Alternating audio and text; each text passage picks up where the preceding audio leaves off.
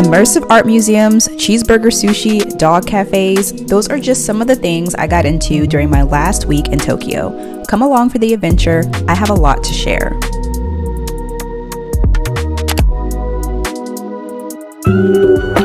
After a wonderful adventure in Tokyo, Osaka, Nara, and most recently Kyoto, I am now heading back to Tokyo to finish my Japan adventures. And we're heading back the same way we left, the Shinkansen, aka the bullet train. First things first in Tokyo is a meal. We've heard so much about conveyor belt sushi and found a place that looked good. It was really busy in here, but we still got a seat right away. How it works is you use the tablet in front of you to explore the menu and order the food and drinks you want. So, sushi, ramen, dessert, you order it right here and it arrives in front of you on the conveyor belt. So you press the blinking button on the screen to let the kitchen know you've received your order. I ordered a melon soda here that was really good. Melon flavor is really popular in Japan. And I love the shrimp, salmon, egg omelet, and tuna options here. Seth is trying the cheeseburger sushi, which is really different, but he says it's really good. I love the flavors at this place. I love how quickly the food comes. The fish tastes fresh. I probably ate 9 or so plates of sushi, and the total cost for the both of us to get full was about $22 US. And that includes a dessert. Now it's time to just get some rest. It's a new day in Tokyo, and we're not going to spend much time on the breakfast that came with the hotel stay, okay? It was awful. But at least I'm not starving, I guess, as we make our way to some districts that we haven't checked out before. We're stopping by Tsutaya Books, I hope I'm saying that right, in Roppongi to see what it's like. And y'all, the walk here was a little treacherous. Like, it was really stank. There was a lot of trash on the ground. It was pretty gross. But once we made it to the bookstore, things turned around. It got a little cleaner. I even spotted a cute fluffy dog hanging around. And the store has a really modern feel to it. I love the mix of books and accessories here.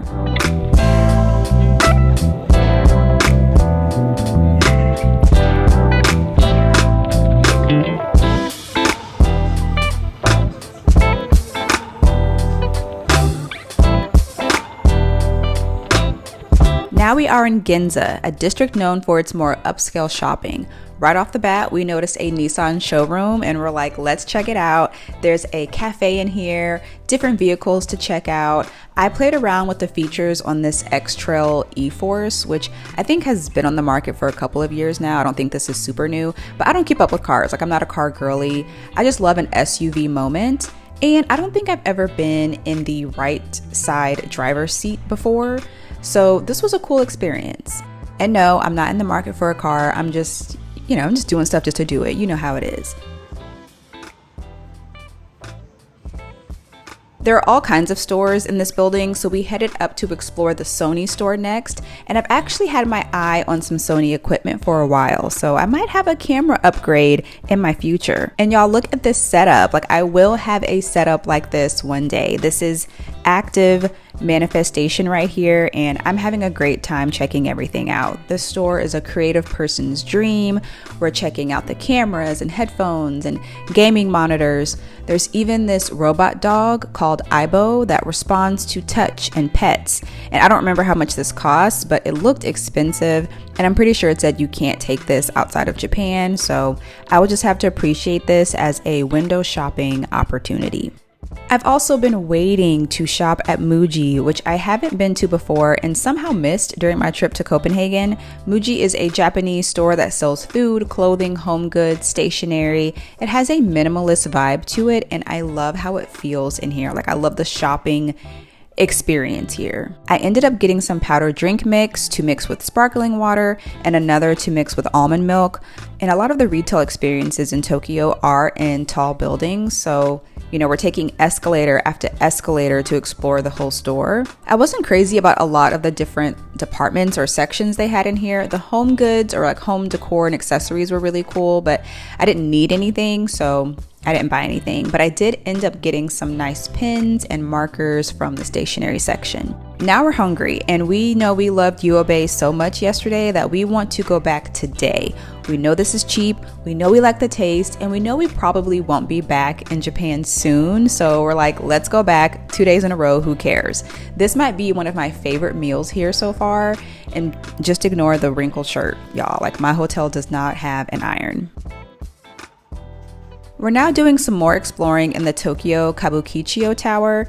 We saw a YouTube video saying there was a cool arcade here. We're big fans of games and arcades. And don't get me wrong, like, I had a good time, but this was underwhelming in the way that I think about an arcade. It's really mostly gashapon machines in here, which dispense collectible capsule toys, and some claw machines. And I found the arcade side to be a little bare, but still cool to check out. Good morning. It is a brand new and cloudy day in Tokyo, and we are checking out the Tsukiji Fish Market. I hope I'm saying that right. This is a popular destination, basically a must-see for foodies visiting Tokyo. So I'm starting off this morning with some beef. If you've seen my prior videos from this trip, you know I can't resist this kind of street food, and it was delicious. But just a warning, if you can't deal with weaving through crowds or ending up shoulder to shoulder with strangers in order to grab some food, this place is not for you because it does take a lot of that. I also tried the egg omelet on a stick, and I loved watching this come together. It was so fun. The egg is piping hot, it's super soft to bite into, and it has a sweetness to it. Think of it like when your syrup from your pancakes touches the eggs on your plate. It's that kind of taste almost. But probably my favorite thing I ate were these soft daifuku mochi with strawberries. I absolutely love this kind of mochi, and this is hard for me to find in the States, at least where I live. Usually I come across mochi that is frozen, but I prefer something like this that doesn't use ice cream, but rather it has the red bean filling.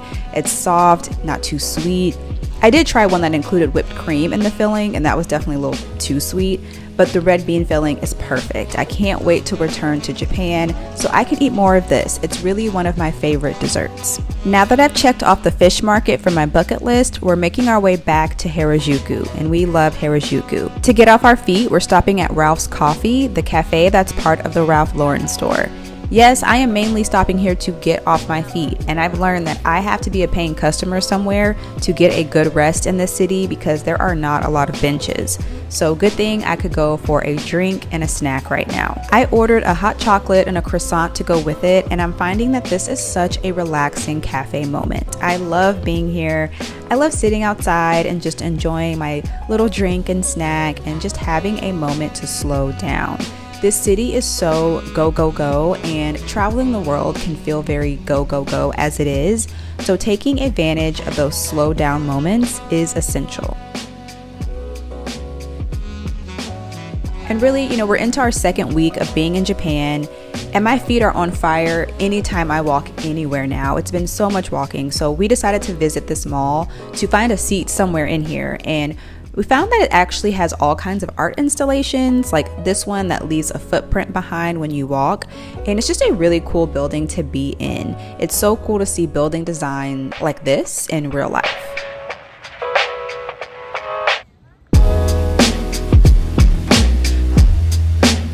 And one reason we love exploring Harajuku is because of all the shoes. If you're a sneakerhead or just like to look at cool designs, you'll have a lot of fun exploring all the different places. There are so many shoe stores. But now that we've spent a lot of time browsing and walking, it's time for dinner. And I saw a video about carbonara udon noodles being available in the city, so we found a place that serves that. I actually ended up getting pesto noodles, which were good, and Seth got the carbonara. He emulsified the egg into the sauce and says that this meal is absolutely fantastic. He would definitely order it again. Oh, and about that mall that we went to earlier, I wanted to take in its beauty at night before heading home. It's a brand new day in Tokyo, and we're trying out a place that's a short walk away from the hotel, a place that serves fluffy French toast. If you've seen a few videos back, you know that I've had fluffy pancakes in Japan, but never the fluffy French toast, so I'm trying something new here. I do wish that I would have ordered some eggs or bacon with this. I don't even know if that was on the menu, but I wish that I had something else because this meal needs kind of a different texture and taste with it to go along with just that soft, fluffy food. I mean, this meal is fine, but it's not as good as the fluffy pancakes at Flippers. And now that it's week 2 of this trip, it's time to perfect some things about my adventures here, like my Ichiran order. I now have a better understanding of how to order since I've done it before. I know that I want my noodles a little more firm. I know to order just 1 egg this time. I know that I like a side of garlic, and I know how I want my broth. So I feel good about placing an order today. I don't feel as lost as last time. And this was such a fantastic lunch. Like, I was slurping up the broth at the end of it, which you should be doing anyway with a good bowl of ramen. And with it being one of our last days on the trip, I know, I can't believe this adventure has to end, but we really want to visit one of the animal cafes before we leave the country. They have ones for cats and pigs and even hedgehogs, I think, but we're going to go with dogs. And I'm not the kind of person that wants to, have my drink and a snack around a whole bunch of animals, so I'm not doing it for the cafe part. I'm doing it for the I need to see some cute puppies part. And quickly I'm learning that this experience is not what I thought it would be in here. I thought that because dogs like people and they're used to people, that they would just come up to me and want me to pet them. No, girl, like, these dogs are strictly food motivated, and high key, they're touched out. They're used to so many people touching them during business hours that they don't like to be touched for real. So no cuddles for you. But as soon as you have a bit of shredded chicken in your hand or some of those little treats that we're allowed to pass out, they come running towards you. They dang near will stampede to get a bite of that food you have and then continue to ignore you. I will say they are trained to lay on blankets here. So one of the employees put a blanket in my lap, and this little baby named Manami laid in my lap and fell asleep. And I'm like, okay, I'm okay with paying for extra time to be here because I don't want to wake Manami up. She needs her nap, and who am I to disturb that? So I guess I'll just be here forever. Obviously, you can tell I don't have a dog. It'd be nice to have a dog.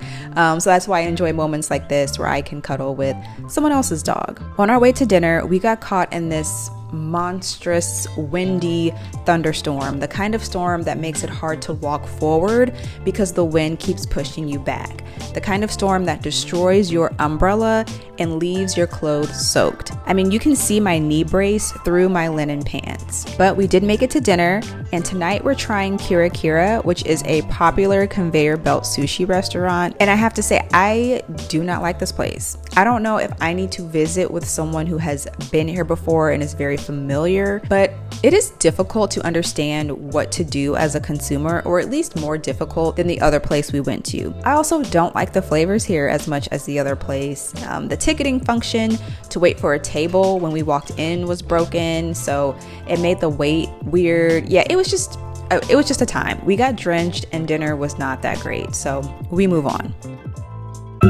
Rise and shine, YouTube family. It is Seth's birthday, and it's our last full day in Japan. We're starting it off with a coffee for Seth.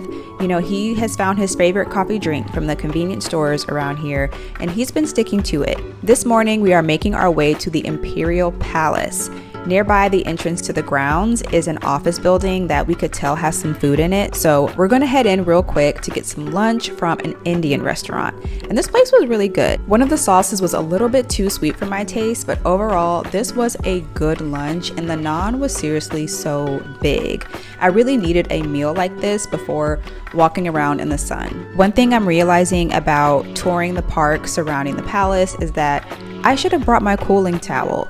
Don't get me wrong, I packed it and I brought it all the way to Japan, but I mean, I should have brought it with me today, just like I should have had it when I climbed that mountain in Kyoto. It is really sunny today, and there are steep inclines, and exploring this can get tiring really fast, so just having something to cool me off would have been nice. Another thing I'm realizing that's also tiring is we don't know where the Imperial Palace is.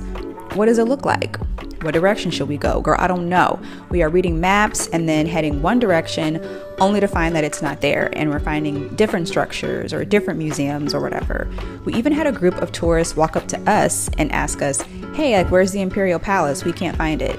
And we're like, we don't know either. So, maybe it's just one of those things that we can't just easily walk up to. I think we might have spotted it at one point, but I'm not confident. And I'm also not staying here all day to figure this out. So I want to be sure to check out the gardens before I go. And the gardens are really pretty. It's a very serene atmosphere. I can tell that this is a popular part of the park. Like, this is where we're seeing most of the crowd. And it's for a good reason, because it is gorgeous here. Now we're off to our main event for the day for Seth's birthday, which is Team Lab Borderless. Team Lab is an immersive art experience in Tokyo that we are so excited to try. We are fans of Factory Obscura in Oklahoma City, of Meow Wolf in Denver, and any sort of interactive immersive experience we're all about. And this is another one of those slow down moments in Tokyo, so I'm all for it. Like, this room is full of lily pads that change patterns up top, and you walk through the field of them to get to the next room. It's so serene.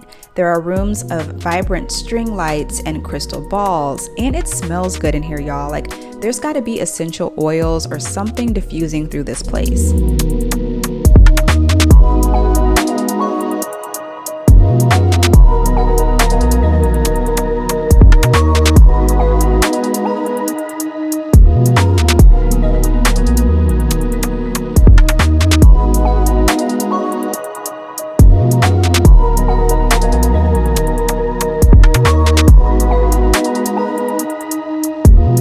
A lot of the rooms were so immersive that it felt like you were walking through a maze almost. It was relaxing in a just get lost here kind of way.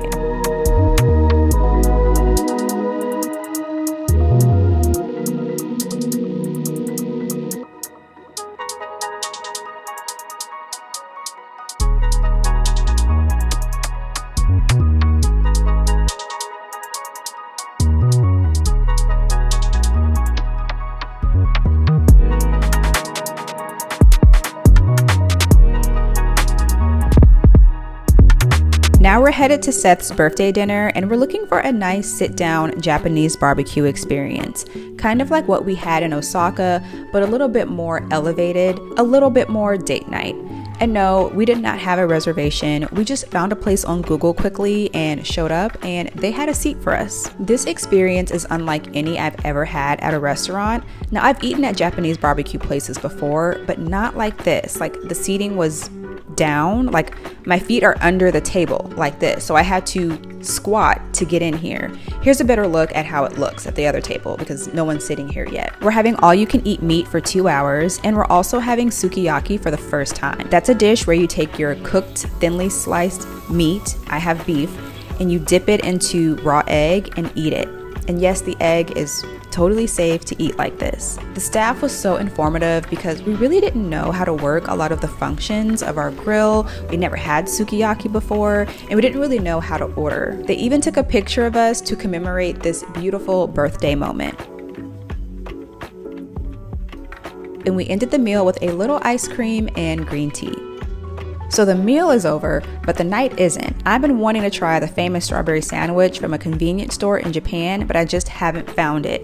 And don't ask me why I didn't do this before, but it's my last night here, so I finally decided to ask an employee, where are the sandwiches with the strawberries? And she told me they're out of season, which I guess I should have known. So I just ended up getting a peach one, and it was really good. And now it's time to gather our belongings, because tomorrow we're going back to the United States. One thing about me and international travel, I will hire a private car to take me to the airport. I might take public transportation when I arrive, but the last thing I want to worry about when trying to, get to the airport when I'm already tired from my adventure is public transportation and hauling things around. So I'm sitting back and relaxing and taking in views of the city and thinking about all these awesome moments that I've been able to have these past couple of weeks. Oh, and at the airport, I did get my hands on a strawberry sandwich. Thank you so much for tuning in to this Japan adventure. It was an amazing experience. I can't wait to come back, and I'll see you next time.